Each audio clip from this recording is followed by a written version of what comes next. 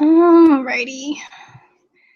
I hope that for anyone viewing that there is not this crazy mirrored effect of my screen share.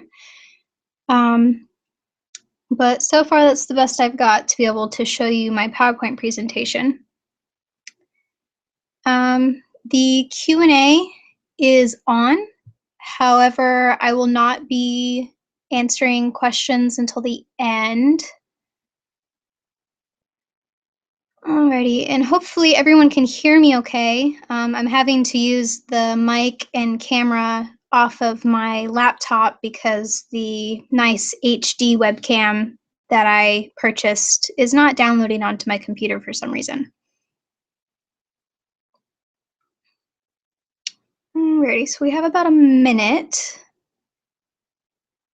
I'm going to see if anyone else shows up, and then I'm just going to go ahead and start. This video should be recorded and will be available at the end for anyone who missed part of it or all of it, or oh, where'd my page go? Okay, there it is. That you can go back and view it afterwards. And if for some reason it does not end up recording, I will just go ahead and do a recording and put it on YouTube.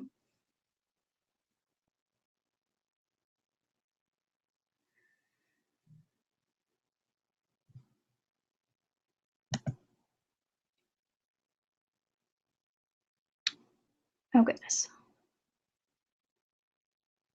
Okay. Microphone.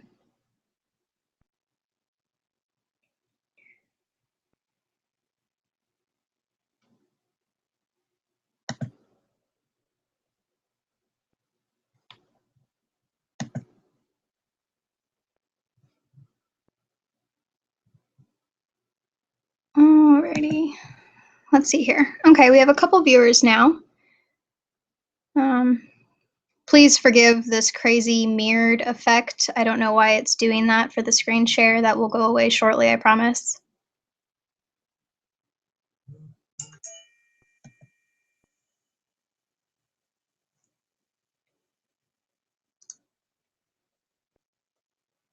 Alrighty. Well, I guess we're just gonna go ahead and get started.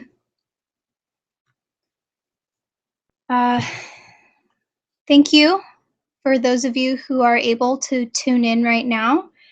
And for those of you who are viewing this at a later date, thank you.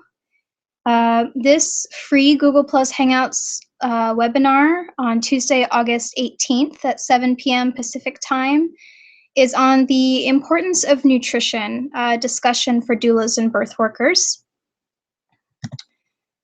I'll give you a quick webinar outline so you kind of have an idea of what we're going to be talking about. I'll start with a short intro to myself and my work, why nutrition is so important for a healthy pregnancy, complication-free labor and delivery, and faster healing and successful breastfeeding in the postpartum, how and why we as doulas and birth workers can and should get involved as early as possible with promoting nutrition, encouraging healthy moms and babies, and thus potentially contributing to lowered risk of complications in those we meet and work with. I will also go over my personal prenatal nutritional and dietary recommendations that I would give to clients and friends. You're welcome to take inspiration from. And a little Juice Plus plug, why it made sense to me and the evidence particular to pregnant women and children and how you can get involved with Juice Plus. And then we'll do a Q&A session. The Q&A app for Google Plus Hangout is active right now. However, I will not be looking at or answering any questions until we get to that section. And you are also welcome to post questions in the Facebook event page.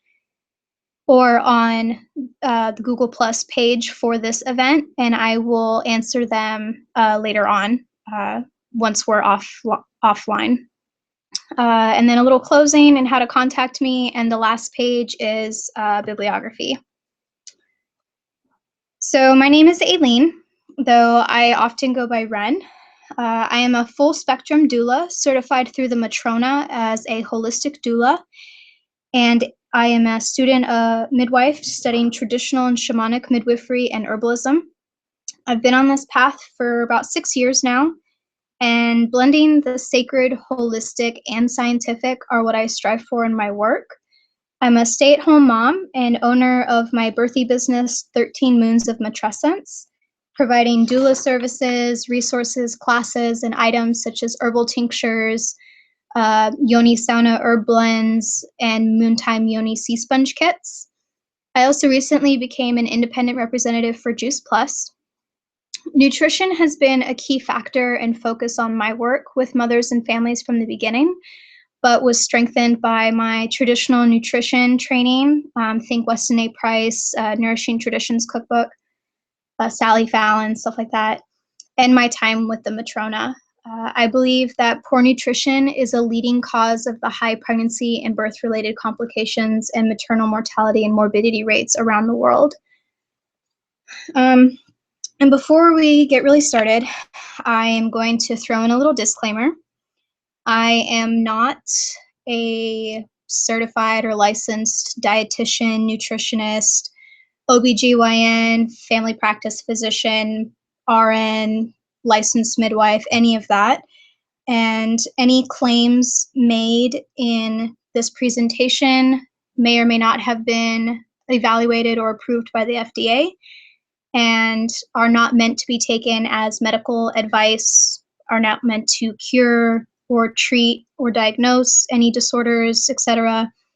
And as always, for you and your clients, please speak to your care provider before changing your diet, starting an exercise regimen, taking herbs, or anything like that. Okay, so first of all, why nutrition? Why is it so important for pregnancy? Think about this. What if instead of waiting until complications arise and dealing with them then, we could prevent them at the root cause from the beginning? Adequate nutrition is the building block of a healthy pregnancy for mom, a healthy baby, avoiding complications in pregnancy and labor delivery particularly, successful breastfeeding, and healing in the postpartum. Proper nutrition is believed to prevent up to as much as 80% of prenatal and birth-related complications. Some of the most notable complications of pregnancy, preeclampsia, and gestational diabetes are almost always directly related to and can be prevented or even reversed by diet in most instances. Adequate nutrition and hydration contribute to proper blood volume expansion, fetal development and growth, and the mother's overall health and vitamin and mineral stores. And truly the importance of nutrition during pregnancy and even preconception cannot be understated. Poor nutrition or a lack of sufficient amounts of good quality whole foods in the diet can lead to an array of maternal fetal complications, including an inadequately expanded blood volume, anemia, preterm labor, preeclampsia, gestational diabetes, postpartum hemorrhage, underweight and underdeveloped babies, birth defects, failure to thrive newborns, and moms and babies who are more at risk for infection. A poorly expanded blood volume seems to be the common thread for most of the complications of pregnancy and birth and is directly related to preterm labor, preeclampsia and toxemia, fetal complications, and postpartum hemorrhage. And the leading cause of a poorly expanded blood volume is poor nutrition. Preterm labor. Of course, a variety of contributing factors are associated with preterm labor and birth, but the most common physical reason for preterm labor is inadequate maternal nutrition. A contracted blood volume resulting from a poor quality or otherwise inadequate diet is what contributes to this. Depending upon what the diet is lacking and length of deficiency, labor may begin before or more frequently just after the point at which blood volume should have peaked, which is around 30 weeks. Lack of adequate blood volume is why hydration with oral or IV fluids is only a temporary stopgap measure, which in some cases forestalls the onset of labor. But if poor nutrition is the real reason for why the body can no longer support the pregnancy, hydration will not offer a permanent solution, and neither will drugs, which is routine in the hospital, and neither will bed rest, which, though widely recommended for preterm labor, is, according to the American College of Obstetricians and Gynecologists, is ineffective and is no longer recommended.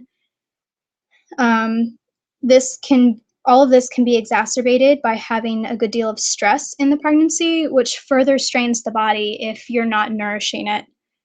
And according to Anne Fry, if nutritional concerns are addressed and continuously monitored from the onset of care, even women who have a history of preterm birth can go on to have healthy, good-sized, full-term infants in subsequent pregnancies.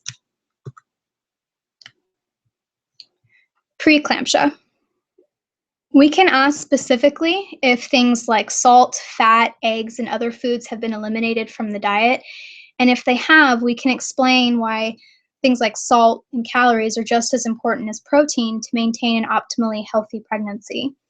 A diet inadequate in both protein and calories leaves the mom and baby severely compromised and at risk. Quote, when a mom eats a third less calories than she needs for her energy output, she burns half of the protein she eats, 4 calories. End quote. This sets the mother up for an inadequately expanded blood volume, even though she may be making high-quality dietary choices. Poor nutrition and thus an inadequately expanded blood volume thus leads to preeclampsia and full-on toxemia of pregnancy and also the postpartum. Anne Fry recommends in the instance of preeclampsia or the beginning stages of toxemia that the most important thing is to provide her system with enough fluid and nutrients and to focus especially on protein, nutrient-rich calories, and adequate salt, advising her to eat a high-protein item every waking hour. Postpartum hemorrhage. Another potential outcome for mom due to a restricted blood volume is hemorrhage and overall a lowered ability to cope in general with heavy bleeding. And as one of the leading causes of maternal death worldwide, we should really be paying more attention to this. Poor nutrition causes lowered levels of nutrients for building blood, such as iron, those needed for adequate uterine contractibility, like balanced calcium and magnesium for muscle contraction, plus just the energy from calories needed, which is important because uterine atony, when the uterus does not contract at all or enough, is one of the leading causes of postpartum hemorrhage. Also affected are blood clotting factors such as vitamin K, and an expanded blood volume means that you're just better able to handle a greater blood loss without it necessarily becoming a hemorrhage. And just a little plug here for something to think about. One of the arguments against unassisted birth is the quote-unquote third world argument, that one can look at the maternal outcomes of supposed poor third world nations and see that birth without a trained attendant is dangerous. However, one has to look at why those women are dying even with trained birth attendants in those countries during childbirth. The main reasons: they're often extremely poor, extremely undernourished, and often do not have clean water or sanitary conditions to live or birth in. In many countries, they have very high rates of toxemia and postpartum hemorrhage, and as we've seen, those are most notably caused by poor prenatal nutrition. All right, the postpartum. Healthy moms means healthy babies in most instances. Proper prenatal nutrition sets both mom and her baby up for a successful postpartum. This includes a healthy baby with a good immune system, particularly if provided a vaginal birth and breastfed, even if just for a short time. They're less likely to get an infection or GBS from birth. They're less likely to get sick as they're growing. A healthy mom with a good immune system is less likely to contract a postpartum infection. A mom with good healing factors who's more likely to heal quickly and easily from any lacerations, such as a natural tear or an episiotomy or even a cesarean section. A mom who does not have as severe nutrient deficiencies from pregnancy that can lead to problems in the postpartum. A mom who's less likely to experience a late postpartum hemorrhage or postpartum depression, which is on the rise.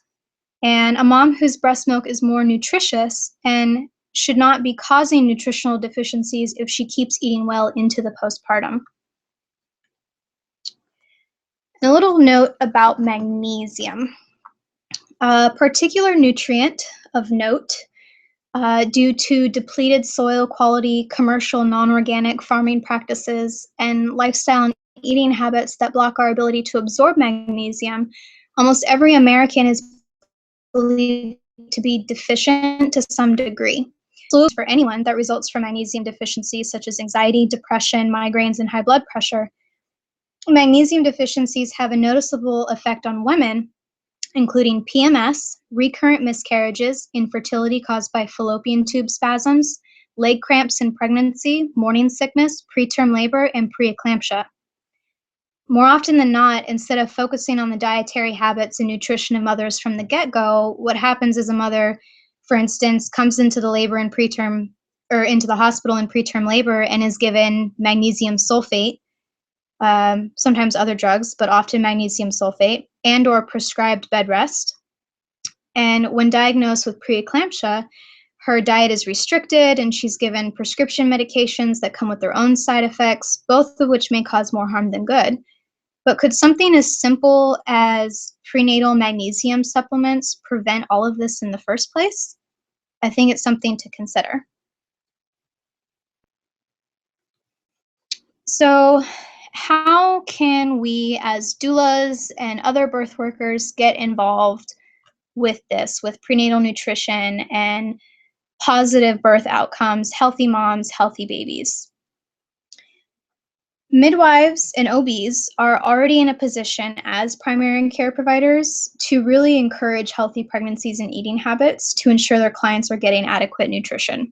Whether they're doing this or not is another story, but doulas and other birth workers, such as childbirth educators, lactation consultants, among others, are also in an ideal position to promote nutrition to women and families that we meet and work with, and to be able to assist them. The downside is that many of us do not get involved with moms until near the end of their pregnancies, or not until afterwards in some cases. And that's where we can make the first step. Find a way to get involved earlier in pregnancy, possibly even preconceptually with your clients. Find something to inspire others as early as possible to be healthy and have healthy babies. If you don't already, you could learn and offer something that encourages healthy living habits and encourages proper nutrition during pregnancy, such as nutritional mentoring, prenatal yoga or other exercise, fertility counseling and support. Nutrition can be a key factor regarding fertility. Childbirth education classes, encouraging your clients to take them as early as possible in their pregnancies and discussing nutrition in the classes. And my other advice is to become an expert. Become the person that those around you know to go to for a variety of things, including nutrition. You want to be known as that birth lady, or my friend is a doula and they could help with ... Even if people come to you for something seemingly unrelated, seeking advice or information or support, chances are you can relate it to nutrition.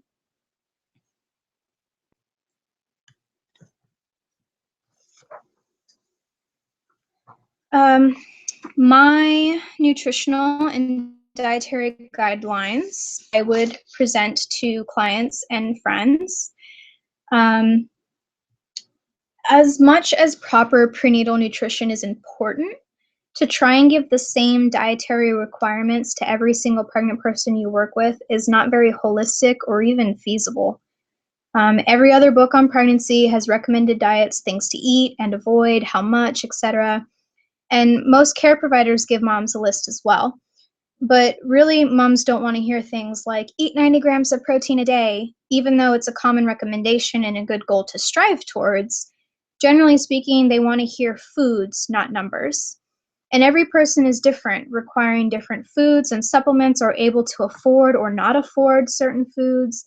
They may be restricted from different foods, perhaps due to an intolerance or an allergy or a religious preference, etc. And so I give general suggestions and guidelines, and of course, highly recommend moms to research on their own and speak extensively with their care provider about their personal diet, any applicable restrictions, and any herbs or supplements they may consider taking.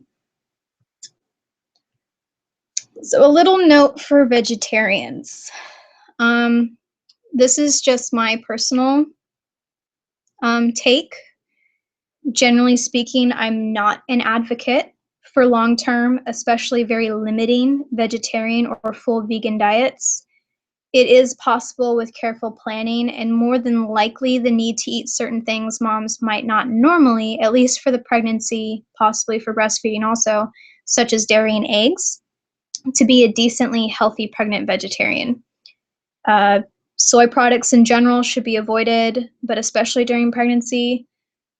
Dietary fat, such as from coconut oil and avocados, and protein needs to be increased more than likely. And they may need to take a whole foods herbal liquid iron supplement, such as Floradix, if they cannot or will not consume items containing heme iron, which is the animal-based iron that is much more bioavailable to the human body compared to plant-based iron. And of course, please encourage them to speak to their care providers. All right, so my general guidelines. Try to stick to whole, fresh, unprocessed natural foods as much as possible. Avoid processed and boxed, even if it says natural, foods as often as you can. If the ingredients list is miles long, it probably isn't good for you. Be careful of additives such as artificial sweeteners, highly processed sweeteners such as white sugar and high fructose corn syrup, colors, preservatives, etc. Avoid soy and soy byproducts if possible, which are in a lot of processed foods. If you can get something organic, even if it's only 1 or 2 pieces of produce or a gallon of milk, please do so. Eating organic foods helps to greatly decrease your exposure to toxic chemicals and pesticides, which are shown to cause birth defects and possibly are even setting children up for conditions such as developmental delays and autism later in life. And organic foods are also more nutritious than conventionally grown foods. Grass-fed and pastured products for dairy, beef, chicken, and eggs are also more nutritious and also limit the exposure to chemicals and things like growth hormones, antibiotics, but are generally more expensive, so not everyone can afford them. If you can only buy some things organic, try and always get these food items organic because their non-organic counterparts are grown with the most chemicals and pesticides. Apples, strawberries, cherries, grapes, celery, peaches, spinach, sweet bell peppers, nectarines, cucumbers, tomatoes, snap peas, potatoes, hot peppers, and blueberries. If you can, milk products and grains such as oats, wheat, and corn products should be organic and non-GMO, particularly for the grains. Limit your sugar intake. Try and switch to natural sweeteners such as raw honey, blackstrap molasses, and real maple syrup, which besides being sweet, are also very nutritious. Salt to taste. You shouldn't restrict dietary salt during pregnancy unless there's an absolute need to do so, which common reasons for restricting dietary salt, such as for preeclampsia, are being shown to possibly be exacerbated by doing so. So please do your research, talk to your care provider, etc. Do not radically change your diet during pregnancy. Strive to improve your existing diet with better quality foods, which this alone can be a pretty huge change for some people. Be careful of adding foods to your diet that have been restricted for some time. Weight gain is good, especially in the beginning, but you want weight gain to come from good, wholesome foods, not junk food. However, some women actually lose some weight in pregnancy and still are healthy. Everyone's bodies are different, and you should gain the right amount for your body if you're eating right. Make sure to drink plenty of fluids to encourage an adequate blood volume expansion and amniotic fluid levels. Limit as much as possible or avoid completely sodas, alcohol, artificial juices, energy drinks, coffee, and caffeine. Water, 100% natural juices, milk, kombucha, water or milk kefir, and appropriate herbal teas are good choices. If you're thirsty and or your lips are chapped, and if your urine is darker shades of yellow, you're getting or are already dehydrated. Eat your fill. Some do well with only a couple large meals a day, whereas others benefit from small, frequent meals and snacks throughout the day. This is especially beneficial to lessen nausea in the first trimester and is more likely to be the method of eating in the third trimester when the stomach has less room to expand.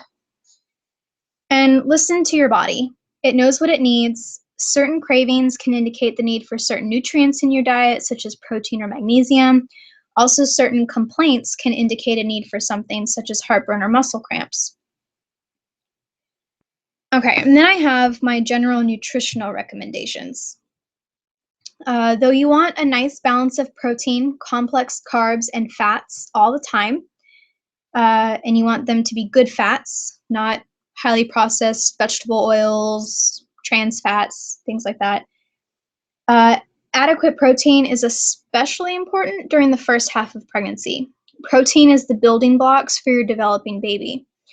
Adequate omega-3s and saturated fats from seafood, seeds, other animal products, coconut oil, avocados, etc. in your diet is especially important during the later part of pregnancy when baby is putting on fat stores of its own and its brain is developing the most during gestation because our brains are mostly fat and water. Try to eat a variety of foods at once. The general rule of thumb is the more colors on your plate, the greater the variation of nutrients.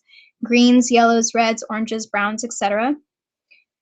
Eat as many, preferably fresh or frozen, fruits and veggies as you can each day, and try to eat some sort of protein at every meal.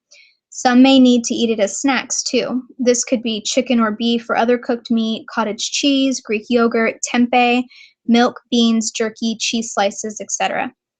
And the reason why I added tempeh is because it's a fermented soy product. And if it's fermented, it's okay.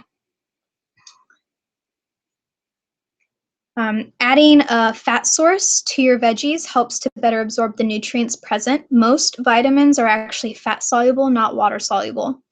Fat should also be combined with your carbs, such as butter with bread or oatmeal, potato wedges coated in olive oil and baked, etc., which also helps keep your blood sugar balanced. Think nutrient dense. This means eating foods that require less intake to get more nutrients, or you're taking in less calories for more nutrients, compared to other foods where you need to eat a lot more to get the same, or sometimes even less, amount of nutrients. Some nutrient-dense foods include organ meats such as liver, grass-fed butter and cheese, kale, radishes, collard greens, spinach, Brussels sprouts, seaweed, salmon, shellfish such as oysters and mussels, sardines, blueberries, pasture-raised egg, particularly the yolks, fish roe or fish eggs, flax seeds, chia seeds, and others. You can look up the ANDI score, ANDI, of different foods to see its nutrient density score online. And this is pretty controversial, but you can drink raw milk while you're pregnant. However, it is generally recommended to have already been drinking it before getting pregnant because then your body is already acclimated. Always source your raw milk from grass-fed cows from a farm where the milk is handled per the safe raw milk handling specifications. Insist on inspecting a farm before purchasing raw milk from them. Raw milk is more nutritious for you. Many nutrients are damaged or lessened, some completely removed, such as beneficial enzymes needed for digesting lactose during the pasteurization process. Homogenization, which keeps cream from separating as it does naturally, is linked to all kinds of health issues. And raw milk has more bioaccessible calcium compared to pasteurized milk, which is especially important during pregnancy. It also contains beneficial bacteria that are good for your gut and digestion, otherwise known as probiotics.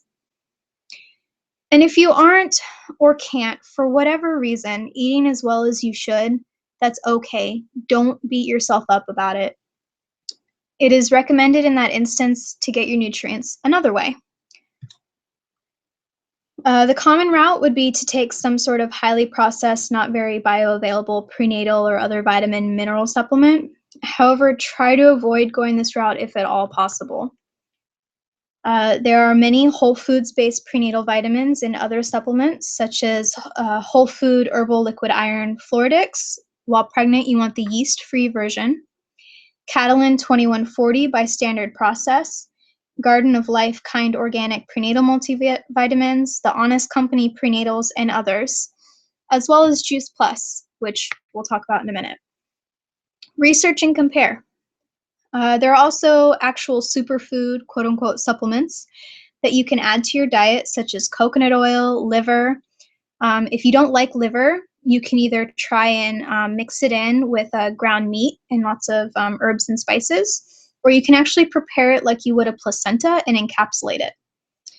Also, brewer's yeast, wheat germ, chia seeds, flaxseed, always freshly ground, spirulina powder, grass-fed gelatin, but you want to make sure you're getting the right kind, which you can research online, grass-fed bone broths, and herbs. Some herbs that are wonderful nutrient tonics great for pregnancy include red raspberry leaves, nettle, nettle and oat straw is a common combination, and alfalfa, which is typically reserved for later pregnancy. Another recommendation is either a liquid calcium magnesium supplement or a powdered magnesium such as Calm if you get adequate calcium in your diet. One thing to note about magnesium is that it seems to be more easily absorbed into the body through the skin versus taken internally. But for most people, it's easier to just take whatever the recommended dose is of like a liquid calcium magnesium supplement and things like that. However, Epsom salt baths and things like that wouldn't hurt. Okay, so this is the part where I put in my little Juice Plus plug. I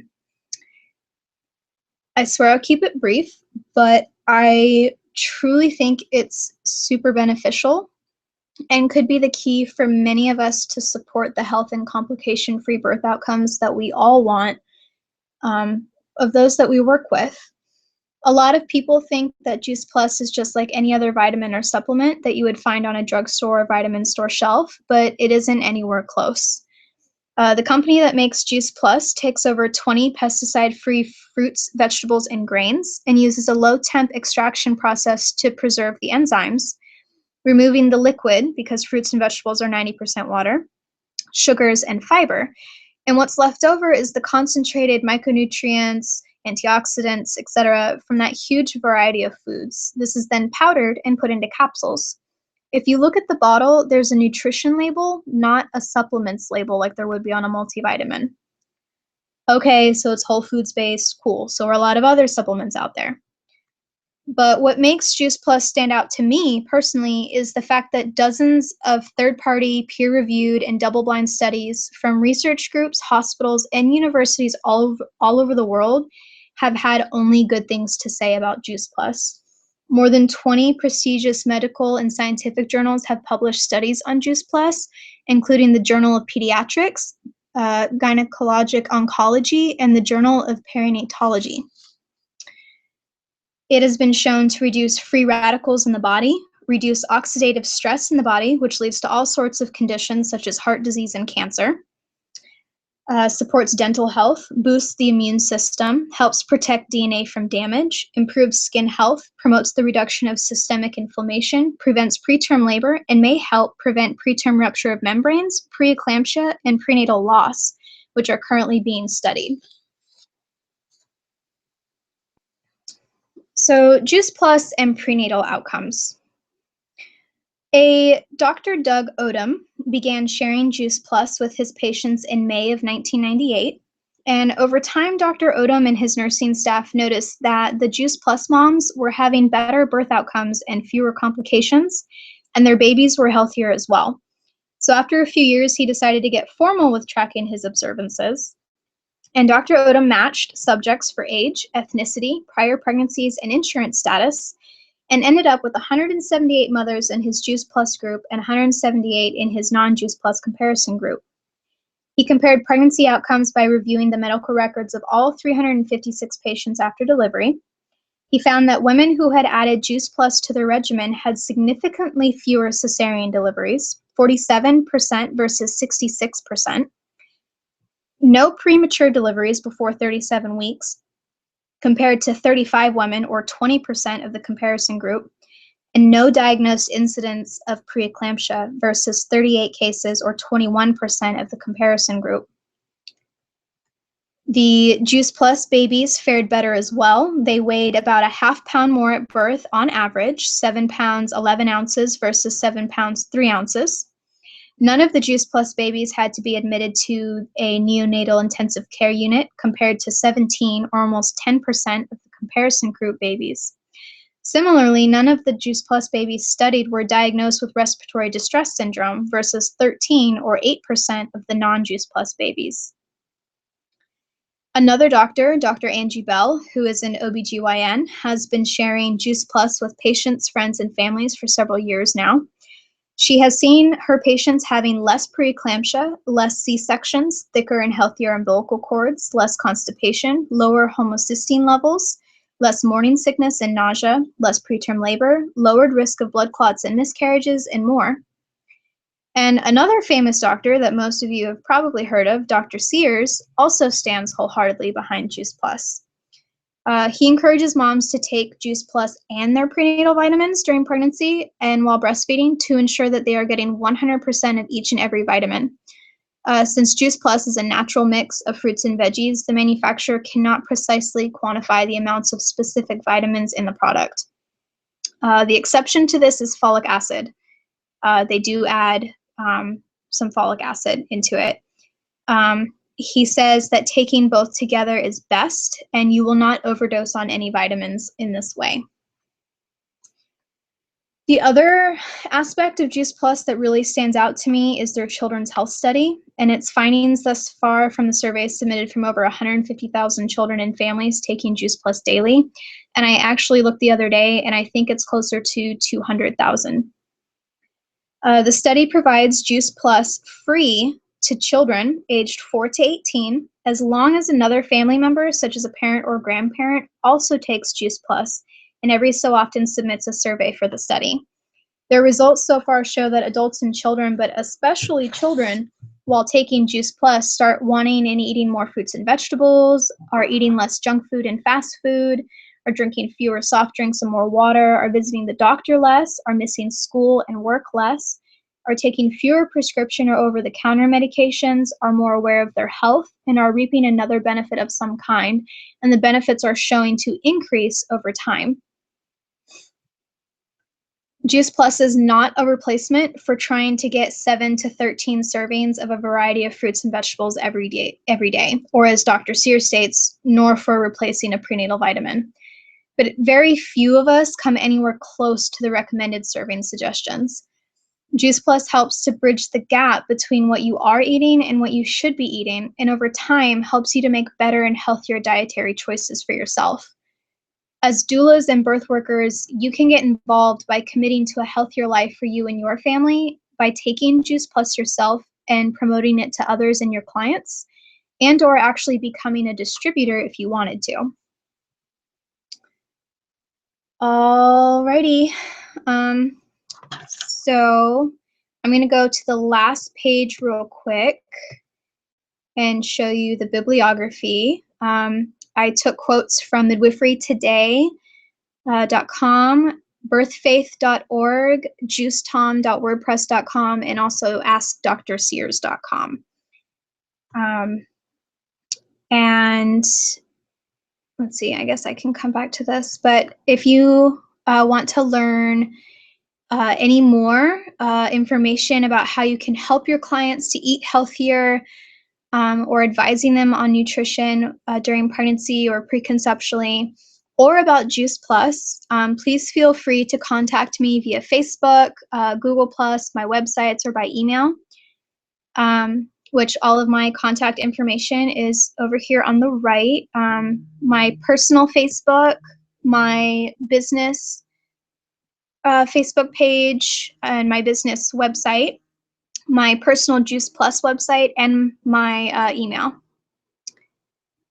Okay, so let's see if we can get out of this, and then we can somehow go over to Q&A.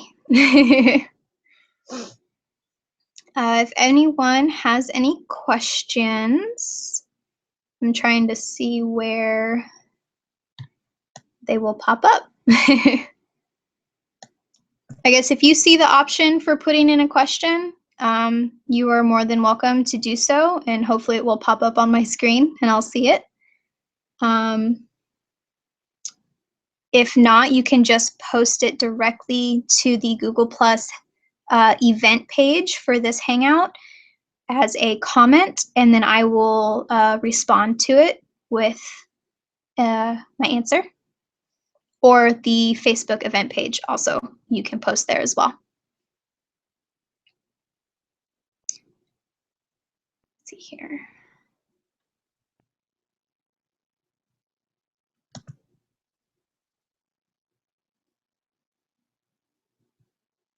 Okay, now I can see where you can submit questions. So if anybody has any questions, please feel free.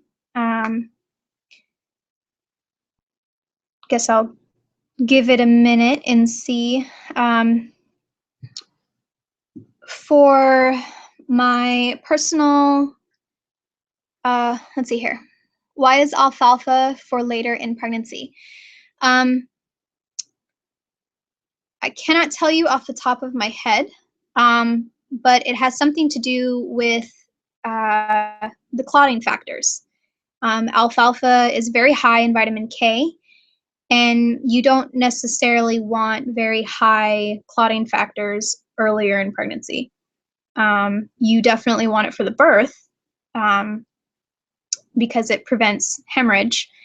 But if you have too high of clotting factors earlier in pregnancy, you might be more susceptible to things like blood clots, deep vein thrombosis, things like that, which are more common in the postpartum but can happen prenatally. And I believe that's why alfalfa is reserved for the third trimester.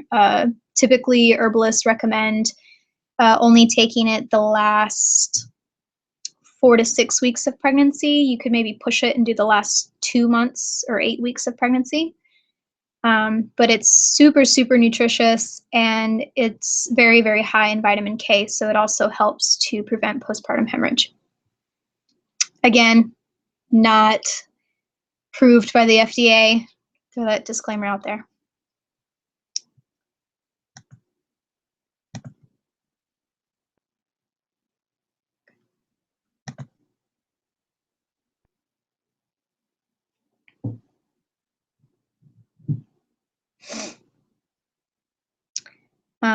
What I had started to say, if you have any more questions, please. Is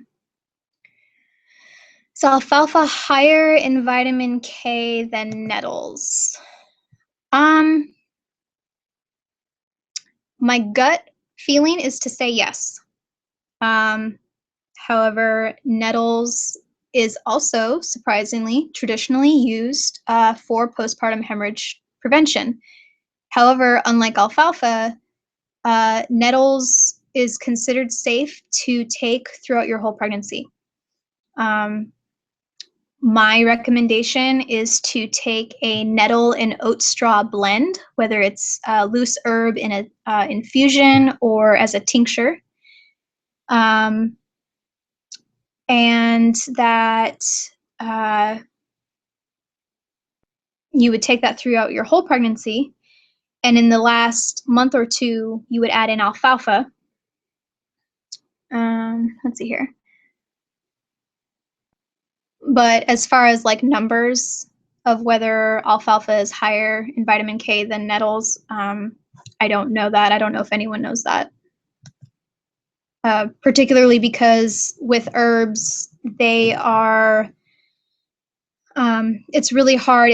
They're like a whole food. You can't necessarily say, oh, there's 500 milligrams of this, especially because this nettle plant might be growing in different conditions than another nettle plant, and so their nutritional levels might vary from plant to plant. I've heard that red raspberry is best to avoid in the first trimester of pregnancy. I've also heard that, and I have not heard any really good argument as to why. I'm not sure why people say to avoid it in the first trimester. I've never been able to find anything that says specifically why that warning is given. But generally speaking, even if you want to avoid it just because for the first trimester, it's considered safe and very good to take for your whole pregnancy. It tones the uterus, which is obviously really good for labor, and it's very nutritious for you.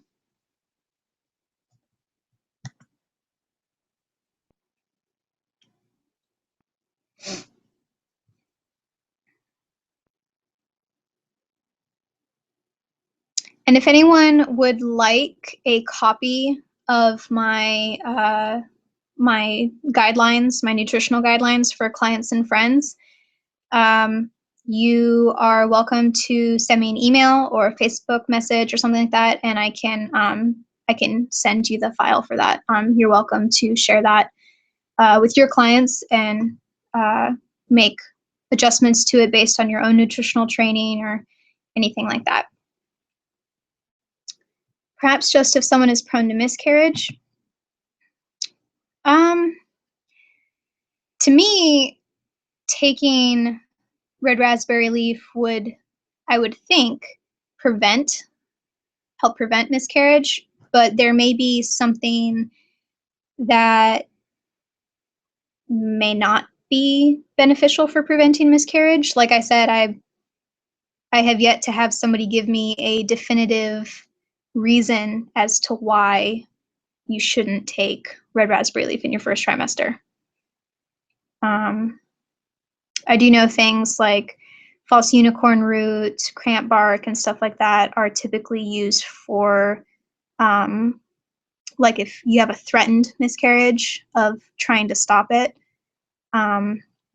If someone's prone to miscarriages, there's something, it's been my experience and what I've researched to discover is that generally speaking, if someone's prone to miscarriage, there's something underlying, whether it's a hormone imbalance or nutritional deficiencies, and that those need to be addressed in most cases.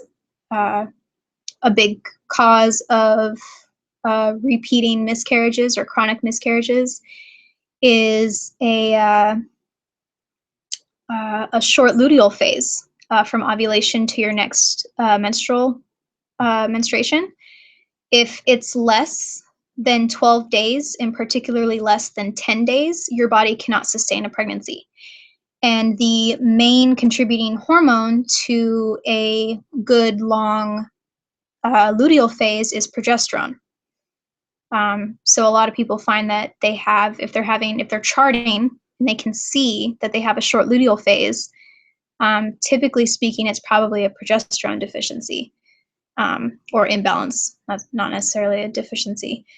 And for some people, like athletes, very skinny people, and also very overweight people sometimes also have problems with it. But not having enough fat, dietary fat, saturated fat in your diet, you cannot produce hormones without fat.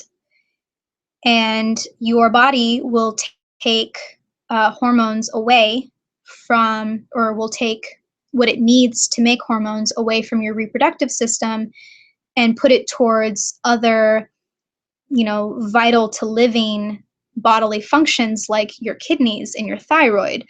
And so a lot of people, if they do not have adequate dietary fat intake, find that they are having problems getting or staying pregnant. But I guess that's kind of its whole other class. And if you want more information on any of that, you're also welcome to contact me.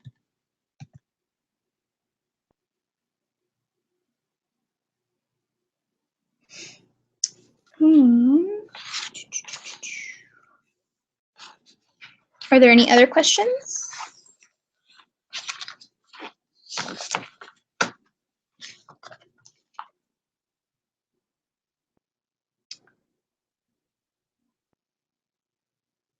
Alrighty. It doesn't tell me if anyone's typing, so I'll give it a second. Okay. What about clients who are already diabetic and have a very restricted diet but need to ensure the right amount of nutrition for the baby and mama? It's a good question. I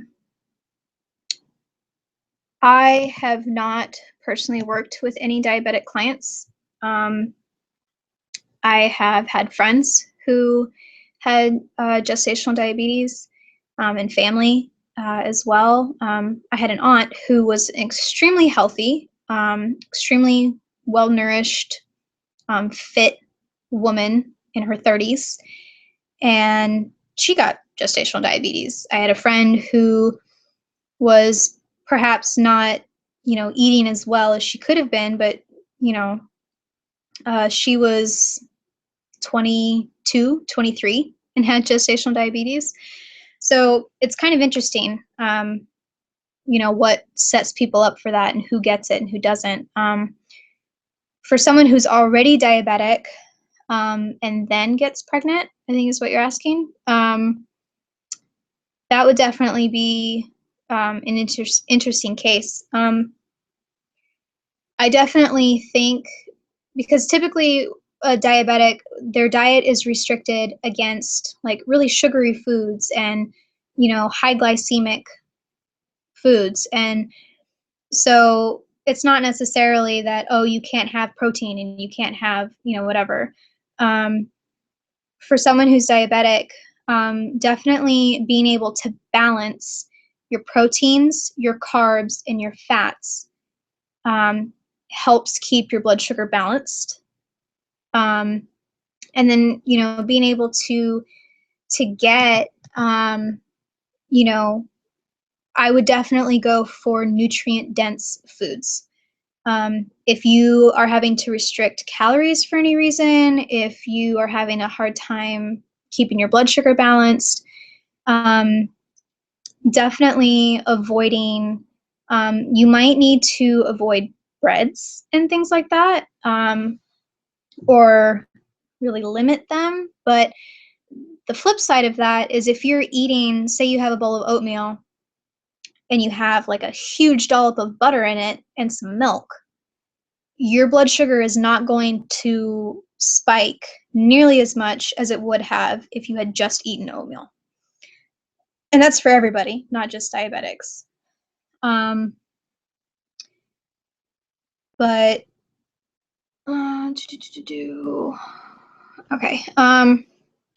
So yeah, I hope that answers your question. It needs a little bit more, like that would need to go into more depth. But as far as diabetes and gestational diabetes, it's really keeping track, like eating frequently, because you don't want, to go a long period of time, your blood sugar drops, you eat something and your blood sugar spikes and then it's back down again. And that's really bad for anybody. So if you're eating constantly, your blood sugar is doing this instead of this. And it's the same thing with in a meal or a snack. If you balance your protein, your carbs, and your fats correctly, it's the same thing. Your blood sugar won't spike and then drop and spike, and it will stay balanced. And so you would be less likely to have issues with your blood sugar. And then if you're really like dietary restricted, like making sure what you can eat is very nutrient dense. That would be my recommendation. Of course, to your care provider. All right, what are some alternative options to recommend for someone that would have unhealthy cravings, such as chocolate, high salt, sodas, etc.? Okay, I kind of briefly mentioned something kind of about that. Typically, when you are craving something, your body is needing something. So if you're, I think one of the common ones, I think I have this right, is if you crave sugar, you need more protein. Things like that. A lot of people they'll crave sugar. They might eat this whole meal and they're still hungry and they're craving sugar, or they might just crave sugar, and I do it. Me personally, I might eat dinner or whatever, and all of a sudden I'm like, oh, I need chocolate and Starburst, and I want all the sugar in my mouth, or I need to eat a piece of fruit because I just need something sweet in my mouth. And what that is caused by, a lot of times, not all the time, is not eating enough fat with that meal. If you talk to me at all, you'll hear me talk about fat a lot. You have to have enough fat in when you eat something that it helps balance your blood sugar, and it helps keep you from craving sweets also. But if you're not eating enough protein, you might still be craving sweets. Something that I would recommend, if you crave sweets, is to make something called, they're called butter mints or butter drops. Different people call them different things. I think they're called butter mints, but they're really easy to make. And it's essentially, you take a pound of butter, preferably grass-fed, and let it sit out at room temperature. Add a dollop of coconut oil, if you want. The more coconut oil that you add, it won't really stick together because coconut oil melts at room temperature a lot of times. So you only need a little bit. And then honey, raw honey, and to taste, and then, or to the sweetness that you like. And then you can either add something like a mint extract, hence the butter mints, or I don't really do mint, so I add vanilla extract. And you just stir it all up and blend it really well. And then you can either put it into like candy molds and freeze it, or just dollop them onto like wax paper and freeze them. And then if you're craving sugar, instead of grabbing that bag of chocolate chips or whatever, eat 3 or 4 of those little butter mints, and that should help sate the craving. And they also kind of help you feel fuller, because the fat helps make you feel full.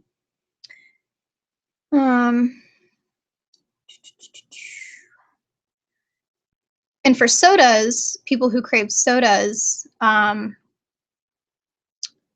salt, I'm not sure. Like if you're craving salt, you probably need salt, which a lot of people actually don't get the recommended dietary amount of salt. For sodas, you can make like lacto-fermented sodas out of like water, kefir, and juice, or kombucha and juice, or whatever. And so you get that bubbly and that kind of sweet, stuff like that. So does meat fat affect cravings as much as healthy fats? Okay. Meat fat is healthy fat. Not all fat is created equal. Not all sources of fat are necessarily good for you. But where that comes into play is saturated fats are the main fat besides omega-3s and like, I don't remember the whole long word. It's like monosaccharide, polysaccharide, something. That Oops, lost my train of thought. Meat, fat, okay. Saturated fats, you can get them from some plant-based sources. However, most of your saturated fats come from meat or dairy and eggs. So essentially, most of your saturated fats come from an animal product of some kind. And you need them. You need saturated fats. The whole American Heart Association fight against saturated fats for however many years, they finally debunked that and finally took it back and said, yes, actually, saturated fats are preventing heart disease and things like that. They're not causing it. It's also the main fat that your body uses for hormones, hormone production, stuff like that. Of course, omega-3s and stuff like that are also really important. And those come from some seeds and like seafood. However, if you're getting saturated fat, it needs to be healthy in the sense that it's not full of chemicals, because fat is where the body stores toxins until it detoxes. And so if you are getting regular commercial beef from the store, you want as little fat in that beef as possible so that you are lowering your exposure to those toxins that animal was surrounded in. But if you are eating grass-fed beef, pastured eggs, grass-fed milk, whether it's raw milk or pasteurized, you want that fat, and that fat is way less likely to have toxins in it. The food itself is more nutritious for you.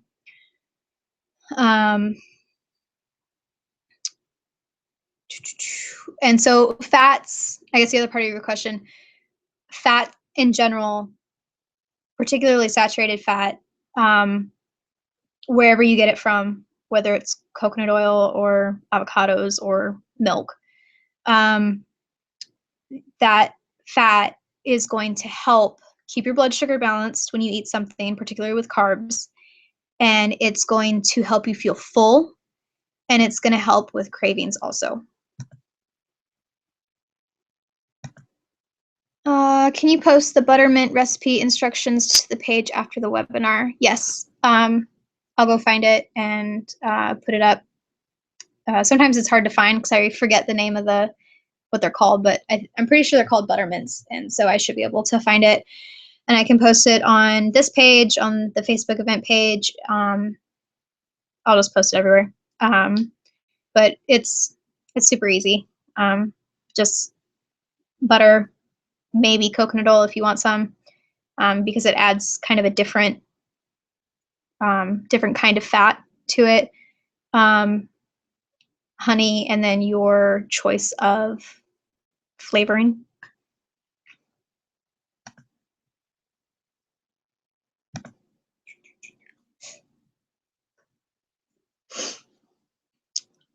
Alrighty. Are there any more questions? Hopefully I've answered to satisfactorily answered the questions that you've had so far.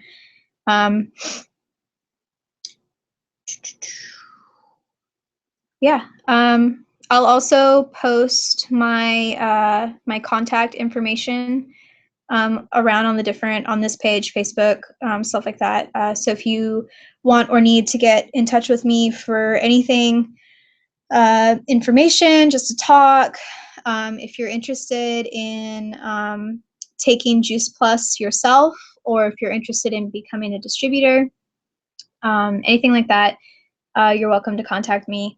If you go to my personal Juice Plus page, there's videos you can watch, and there's also the lists of the actual studies that have been done and are being done, and their outcomes. So you can actually go and read those if you're interested in that.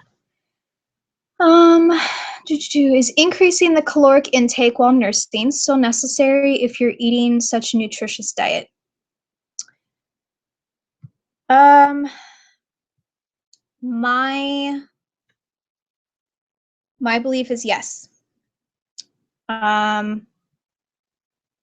Because you're burning calories while you're breastfeeding. You may be totally nourished, your baby's totally nourished, but everyone wants to lose the baby fat and stuff like that. But you still need calories to be able to function. And if you are, when my son was born, I was not getting as much calories. I ate all the time, but I was not getting adequate calories. And I ate decently, but I was breastfeeding full time, and I was also working at a job where I was physically active for most of my shift, full time. And I got to a very unhealthy weight because of it. I'm 5'3" in high school. When I was on the dance team and dancing, taking dance classes, ballet and stuff, 2 or 3 nights a week, I had good muscle tone, and I was about 115 pounds. When I gave birth to my son, I was about 126 pounds. Within a week, I was down to 112, and within a couple of months, I was down to 97 pounds. And that was really bad. Like, I was a 00. And everyone's like, "Oh my goodness, you were 00. That's great." No, no, it was very bad. I was way too skinny. And it was because I was burning more calories than I was taking in. And that isn't good. There's a point where, you're losing some weight, but then there's a point where your body starts to be affected, because calories are also correlated to the energy that your cells need to be able to function.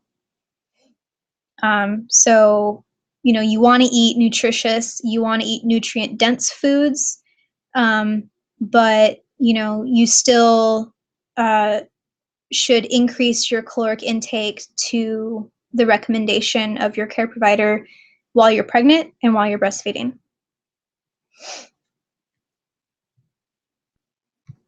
I hope that answers your question.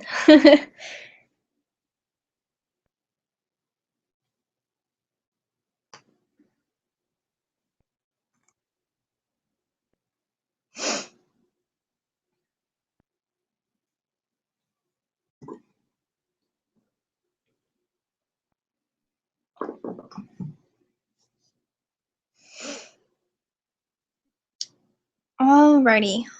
Well, I am going to wrap this up. And if anyone has any other questions, please feel free to post them as a comment on this event page, or on the Facebook event page. Message me on Facebook, email me, anything like that, and I'll do my best to answer your questions.